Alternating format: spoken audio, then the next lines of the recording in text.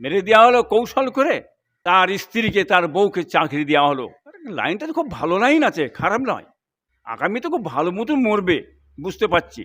অনেক নেতা মরবে, কিন্তু ভটাভট করে নেতা মরবে। নেতা মরলেই কিন্তু সেই নেতাদের বিবিদের কপাল ধরে যাবে, নসিব ফুলে যাবে। মারলেই চাকরি, মেরে দিলেই চাকরি পাবো আমি।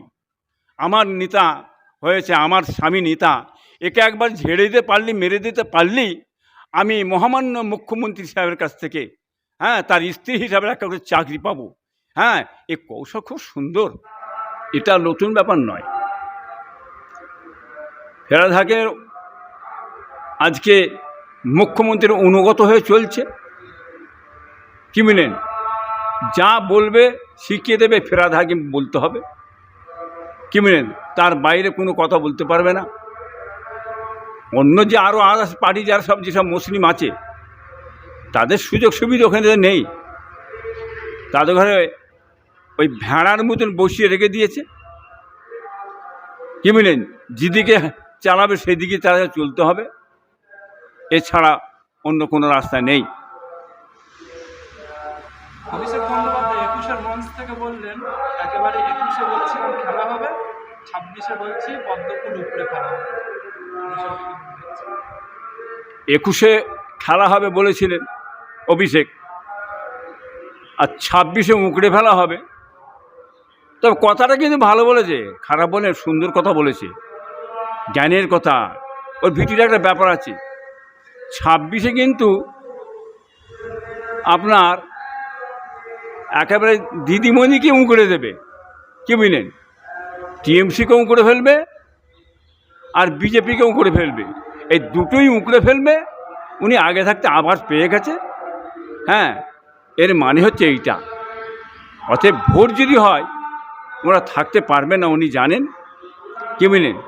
চিরতরের মধ্যে বাংলার মানুষ, হ্যাঁ, অভিষেককে উঁকড়ে দেবে, আমার মমতা ব্যানার্জিকে উঁকড়ে দেবে, আর ভারতের প্রধানমন্ত্রী সাহেব, কি বুঝলেন, তেনাকেও উঁকড়ে দেবে। সেটা বাংলার মানুষ কেন, ভারতের মানুষ বুঝতে পেরেছে আজ দেশ কোথা চলে গেছে, অধম পথে চলে গেছে, শেষ হয়ে গেছে, আর কিছু নেই। আরও অধম পথে যে শেষ হয়ে যাবে বা গোটা ভারতবর্ষটা, সেটা বাংলা মানুষ বুঝে ফেলেছে। কথা বুঝলেন? হ্যাঁ। মুখ্যমন্ত্রী ওয়াকফ সমস্যা নিয়ে বলেছিল দিল্লি গিয়ে আন্দোলন করুন, কিন্তু তিনি এখন সেই মুখেই বলছেন যে বাংলায় আন্দোলন হবে, আবার দিল্লিতে আন্দোলন হবে। বাংলায় আন্দোলন করুন বলছে, দিল্লিতে আন্দোলন করুন তো উনি বলে বেড়াচ্ছেন তো, কি বুঝলেন? যে কোনো সমস্যা হলেই সেটা দিল্লিতে যে আন্দোলন করতে হবে। এই যে বলছে বাংলা বাঁচাও, বাংলা বাঁচাও, এই আন্দোলনটা ওনাকে দিল্লি যে করতে হবে। এখানকার মানুষ কি করে বলবে? এখানকার মানুষ কোনোদিন বলা উচিত হবে না, এদের মুখ দিয়ে বলা মানে উচিত হবে না। এরা যে মানুষ হয়, কি বুঝলেন, তাহলে এরা কোনোদিন বলবে না যে বাংলা বাঁচাও, বাংলা বাঁচাও। এই আন্দোলনটা এখানে পশ্চিমবাংলায় করবে না।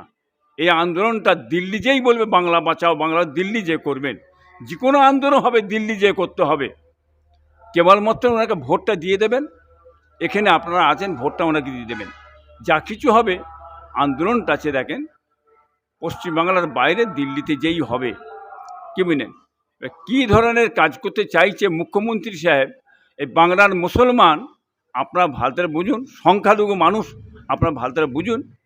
আপনারা যদি উপকার হয়ে থাকে সংখ্যালঘু মানুষের, কি বুঝলেন, তাহলে আপনারা ভেবেচিন্তে কাজ করবেন।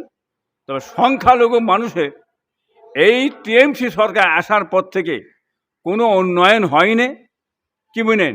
উন্নয়ন একটা মানুষের হয়েছে, একজনই হয়েছে, মেরেলিয়া, কেটেলিয়া, গুন্ডামি, তুলাবাজি, কি বুঝলেন, যারা করেছে তাদের উন্নয়ন হয়েছে। সবচেয়ে সারমর্ম কথা হচ্ছে টিএমসির ভিতরে মানুষটা নেই, কেবলমাত্র পুলিশ বাহিনীটা আছে।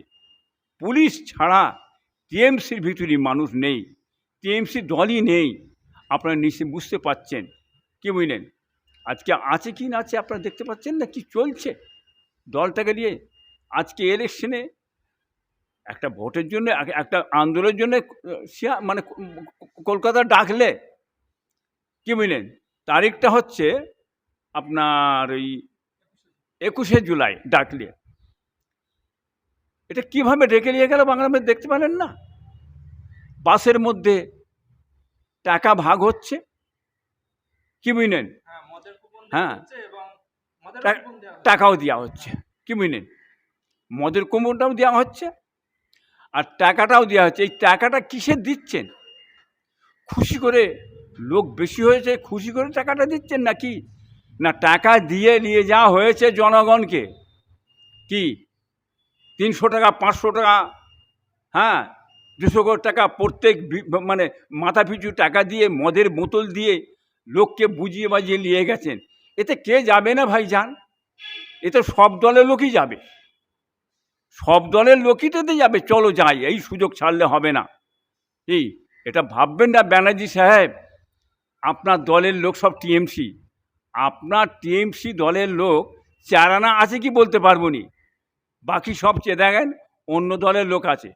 যাই হোক, হ্যাঁ সুন্দর লাইন, লোক না হলে টাকা দিয়েও বসে দিয়ে লোক জড়া করে আগামী ইলেকশনের জন্য ভোটটা দেখিয়ে মানুষকে ধোঁকা মেরে ভোটটা ঝাড়াবার কলটা খুব ভালো মতন মহামান্য মুখ্যমন্ত্রী সাহেব আপনি এই বিদ্যাটা খুব ভালো শিখে এসেছেন। এ রাজনীতি খুব সবাই করতে পারে, সবাই জানে, তার জবাব কিন্তু আগামীতে বাংলার মানুষ আপনাকে উচিত শিক্ষা দিয়ে দেবে ইনশাল্লাহ, যে ভোটের মধ্যে ভোট হয়। রাজ্জাক খায়ের খুনে রাজ্জাক খায়ের স্ত্রীকে একেবারে মুখ্যমন্ত্রীর কোটা থেকে চাকরি দেওয়া হলো, শওকত মোল্লা দিলেন, কিন্তু শওকত মোল্লারই দল থেকে কিছু কিছু দলের কর্মী ধরা পড়েছে, কি বলবেন? দেখুন, টিএমসির লোক কি মেরেছে, খুন করেছে?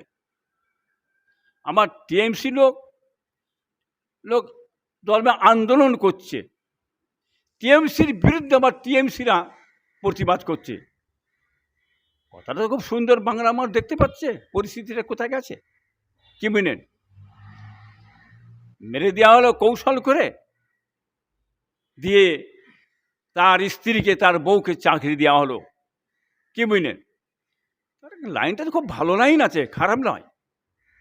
আগামী তো খুব ভালো মতন মরবে বুঝতে পারছি, অনেক নেতা মরবে, কিন্তু ভটাভট করে নেতা মরবে।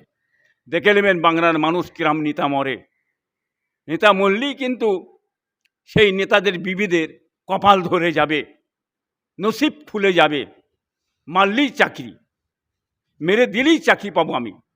আমার নেতা হয়েছে, আমার স্বামী নেতা, একে একবার ঝেড়ে দিতে পারলি, মেরে দিতে পারলি, আমি মহামান্য মুখ্যমন্ত্রী সাহেবের কাছ থেকে, হ্যাঁ তার স্ত্রী হিসাবে একটা করে চাকরি পাবো। হ্যাঁ, এ কৌশল খুব সুন্দর। আগামীতে মানুষ আপনারা চিন্তা করুন, দেশটা কোথায় চলে গেছে। আগামীতে কত নেতা মরবে আপনি লিখে রেখে দেন, কত নেতা মরবে, কত মায়ের কোল খালি হবে। আর হয়ে আসছে টিএমসি পার্টি আসার পর থেকে এত মরা, হ্যাঁ মরেছে, হিসাব করলে আপনি হিসাব দিতে পারবেন না, কি বুঝলেন? এটা বাংলার মানুষ আগামীতে উচিত শিক্ষা দেবে, বুঝতে পেরেছে। ওয়াকাবের ক্ষেত্রে মুসলিম যুবকদের এতটা তৎপর দেখা যায়নি, যতটা মুখ্যমন্ত্রী একেবারে 21শে জুলাই ধর্মতলায় ডাকলেন, একেবারে গিয়ে মাঠ ভরিয়ে দিল মুসলিম যুবকরা। বিষয়টা আপনি ধর্মগুরু হিসাবে কিভাবে দেখেন? দেখুন, অখাপ সম্পত্তিটা আজকে থেকে নয়, আন্দোলনটা অখাপে তো বহুভাবেই করা হচ্ছে, বিভিন্নভাবে করে যাচ্ছে। আর অখাপ সম্পদটা তো আমার মমতা ব্যানার্জি সাহেবের নয়, এনাদের গায়ে তো লাগার কি আছে? ও তো সম্পত্তি আমাদের, আমার বাপের সম্পদ, আমার দাদার সম্পদ, আমার খানদানের সম্পদ, কি বুঝলেন? মুসলমান জাতির সম্পদ, অকাপ সম্পদটা। কষ্ট আমাদের হচ্ছে, দুঃখ আমাদের হচ্ছে, মাদ্রাসা আমাদের ধ্বংস হচ্ছে, মসজিদ আমাদের ধ্বংস হচ্ছে, ইসালসা আমাদের ধ্বংস হচ্ছে, খানকা আমাদের ধ্বংস হচ্ছে, কি বুঝলেন? আজকে এই সম্পদটা ওনারা মেরে মুরে নিয়ে যেয়ে আজ বলছে অকাপের বিরুদ্ধে যদি আন্দোলন করে আমার চেয়ে খারাপ আর কেউ হবে না, তার মানে কি? তোমরা মুখটা বন্ধ করে দাও। কিন্তু বলুন, এই মুখ বন্ধ করে কিছু হবে না, অকাপ সম্পত্তিটা মুসলমানদের, মুসলমান বুঝে নেবে। কিন্তু মুসলিম সমাজ আপনারা এখনও ভেবে চিনতে কাজ করুন।